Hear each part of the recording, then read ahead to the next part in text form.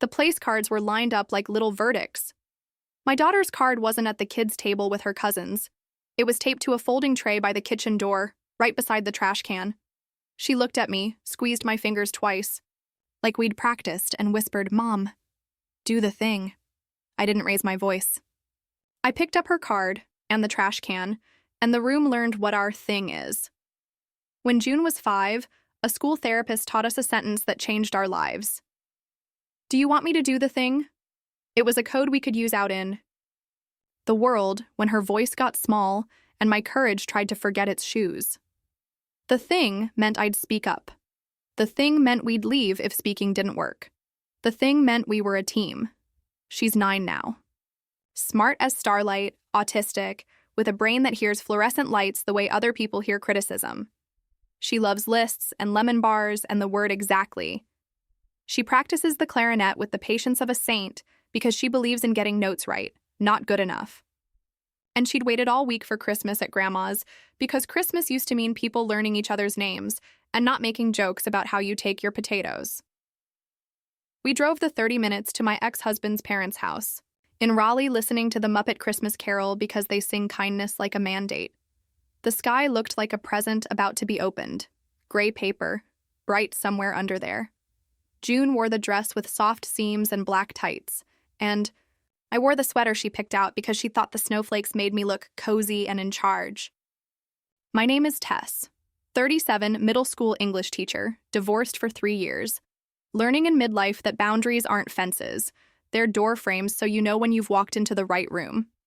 My ex, Aaron, is June's dad. We are civil in the way people can be when they remember they love the same person more than they're mad at each other. We'd sent an email the week before, per our therapist's strong suggestion. Calm. Boring. A list that said, noise. Breaks, no forced hugs, no comments about food, and please no seating June alone to keep her focused. We've learned just for today can turn into always if you don't write things down. Aaron's mom, Linda, wrote back a thumbs-up emoji and we'll make her comfortable. I should have asked what she meant by make. The house smelled like butter and cinnamon and new socks. The living room was a diorama of Christmas catalogs. Tree leaning like it cared. Nativity scene with a baby who has survived 30 years of cousins. Stockings embroidered with names except mine because I never had one, and June's because they keep forgetting to order it until January. I point it out every year. I'll point it out again next week. The holidays are a loop. Grandma, June said, bouncing once, because we've practiced not launching into people unless they launch themselves at you first. Look at you, Linda said, hands out, stopping just short of a hug because she remembers rules when they suit her. So pretty, so tall. Let me see that clarinet I hear so much about. It's at home, June said. Clarinet and potatoes don't go. Of course, Linda said, as if she had predicted that thought before. Come see the table. She pointed like a tour guide toward the dining room, and June's answering smile could have lit the whole house. She loves place cards. She loves cards in general. She makes me write our grocery list on index cards so she can sort it by aisle and feel like she's winning at life. She walked toward the dining room, the big table with the good plates, and I watched her shoulders tilt forward in the way she does when she's about to step into a room she was born for. There were place cards. There were garlands. There were jokes in my father-in-law's handwriting under 3 of the names that said things like Cheeseball Captain and Cranberry Queen. There was a kid's table in the corner with a paper tablecloth and crayons, chair legs already scuffed like a good pair of shoes. June's name was not there. It was in the kitchen, on a folding tray, taped down as if her presence needed to be restrained, right beside the trash can with its swinging lid and cinnamon roll-wrapped paper towels. The tray faced the kitchen door, which means repeated slaps of air and conversation. That's always about work. An island of one. June stood very still. I've learned stillness is where she goes to not give in to the firework inside her. Grandma, she said carefully, because we practice I statements the way people practice scales. My name card is in the kitchen. It's calmer there, Linda said briskly, smoothing a napkin that didn't need smoothing. And closer to the microwave, your special plate will be ready in a flash. We sent an email, I said, because I like to begin with the suggestion that maybe this is a misunderstanding. You said one table, no singling out. This is not singling out, she said. This is caring. She gets overwhelmed, Tess. She picks at food. She changes her mind. It will be... She searched for a word that could be both kindness and control. Simpler. Aaron came in from the garage carrying a tray of rolls like a man who wants to contribute to gender equity and has limited tools. He looked at the tray, at the place cards, at his daughter. Mom, he said, dropping his voice, we talked about this. I am caring for her, Linda said. You two can care for your ideology. Her smile made ideology sound like Halloween. June squeezed my fingers twice. I looked down. Her eyes were large in that way that makes me think people should be born with a warning sign over them that reads, handle with honesty. She was not crying. She was braver than the adults. Mom, she said, so quiet I almost missed it. Do the thing. We practice at home. Role plays. Me pretending to be a waiter who says, she can just have fries when I ask about gluten. June pretending to be the aunt who insists on a hug with a kiss she didn't ask for. We take turns being brave. There is no prize except your own body. I picked up the place card. I picked up the trash can and moved it a foot because if I didn't move something, I was going to make a noise I didn't want my daughter to learn from me. Here's how we do it, I said. One table. If you want a quiet corner, we can make a little low-stim nook in the dining room. There's space by the plant. Or we leave. There's no third option. Tess, my ex-father-in-law Jim said gently, let's not do this now. He's a man who thinks avoiding battlefields is winning the war. He forgets who gets left behind. This is the time, I said. I kept my voice at teacher volume, calm, firm, an invitation with a deadline. You're ruining Christmas, Linda said.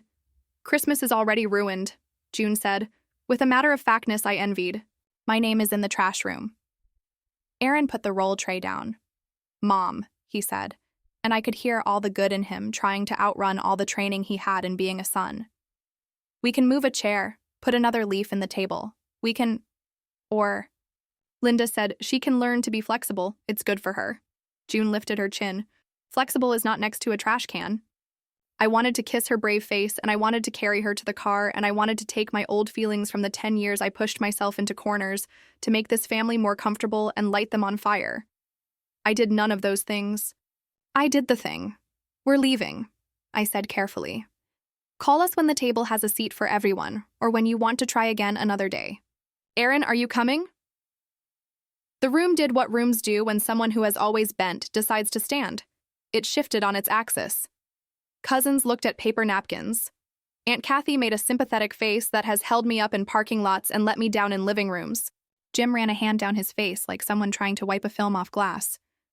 Aaron looked at his mother, then at his daughter, then at me. I'm going with them, he said. It made something inside me loosen that I didn't know was tight. Fine, Linda said. Take your ideology with you. She reached for a cranberry sauce that didn't need moving, and the spoon clanged against the bowl. We got our coats. June grabbed her clarinet case, although we didn't bring it because she likes to hold it when she's scared. Aaron held open the door like practice. I held June's hand and a dignity I've been building out of index cards. You're always welcome here, Jim said to me at the door. He didn't finish the sentence, but we both heard the when you behave. I smiled like a woman who got invited to a party she throws now. We sat in the car. Rain started, one of those Carolina drizzles that makes the world feel like an etchy. A sketch someone shook. Where now? Aaron asked. Waffle House, June said immediately. They do Christmas. It's the day before, I said. They always do Christmas, she insisted. They have syrup. Syrup is our shared religion. We drove to the Waffle House off Glenwood because kindness is a condiment there. The waitress called everybody baby and nobody's sweetheart in a way that lets you keep your boundaries and still feel like you are getting fed by someone who loves you. June and I split a chocolate chip waffle. Aaron ate hash browns like they were medicine. We were quiet in a good way. People think talking is proof of love. Sometimes eating is. Halfway through, June said, "Thank you for the thing." "You did the thing," I said. "You asked." I nodded and traced the pattern of syrup on the plate like a map. "Can we have Christmas at home?" "Yes," I said. "Want to invite anybody?" "Miss Bianca," she said, the neighbor across the hall with a cat named King and a laugh that makes the building feel less rented. "And Daddy," she added, then with the generosity of a child who believes in repetition. "And Grandma, if she says sorry and moves the trash." We went to my apartment. We pulled the tree out of the closet where it lives like a snowman in witness protection. We put on the Muppet Christmas Carol because you need Kermit when you've chosen to be the brave one in your own story. Aaron strung lights. June arranged ornaments. I texted Miss Bianca, who texted back OMW because she's 30 and owns that abbreviation. At 7:13 p.m., my phone buzzed. Linda. I ignored it. At 7:20, she texted a photo of the dining room. A chair had been added. A card had been written, but it said Junebug in all caps, which is what she calls my daughter to wrestle affection away from consent. I didn't reply. At 7:30, Jim called. I let it go to voicemail. He left a message. "I'm sorry. Come back. We moved the seat." He didn't say we were wrong, but it was closer than last year. At 8:10, there was a knock at the door. Miss Bianca, carrying a pie. Behind her, 2 little girls from 3B with hair bows that look like optimism. Behind them, Mr. Lamont from 4F who uses a cane-like punctuation. Our building is old and friendly and sometimes noisy, and that night it was church. We pieced together dinner like a patchwork quilt. My stew, Bianca's greens, Mr. Lamont's cornbread, Aaron's rolls, my neighbor kids' candy canes lined. Up like confetti. June made place cards out of index cards and stickers because index cards are her love language. Everyone sat at the same table. Crooked chairs, folding chair, stool, and the piano bench shoved in because inclusion is messy furniture. "Rules," June said, holding up a card with 3 lines because index cards also like rules. "No comparing. No. Hugging without asking. No making my food into a show." "Approved," Bianca said, and the room agreed. We ate, we laughed. We took a picture we printed later and put on our fridge even though the frame doesn't match. At 10 p.m., I sent my mother a text. "We had Christmas at home with the rule. 1 table, 1 welcome. We'll try again when you can do the same." She didn't reply that night. She did the next morning with a sentence that made me sit down because confessions from your past come in small fonts.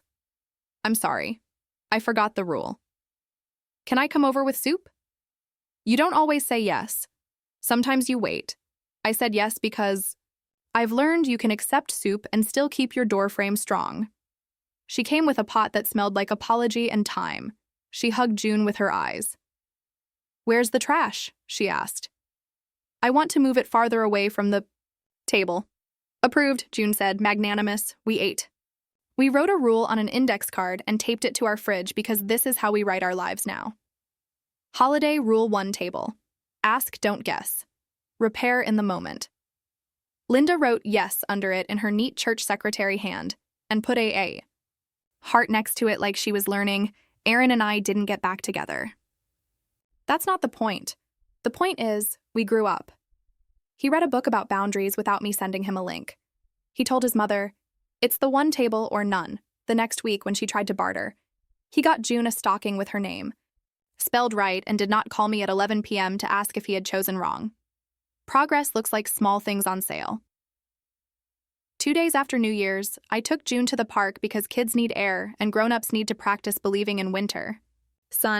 Near the benches by the conservatory, a woman in a velvet coat was trying to coax a toddler to keep his hat on. She looked up at me like we had met in another life. "You're the bride from the garden," she said. "Arthur told me." We sat.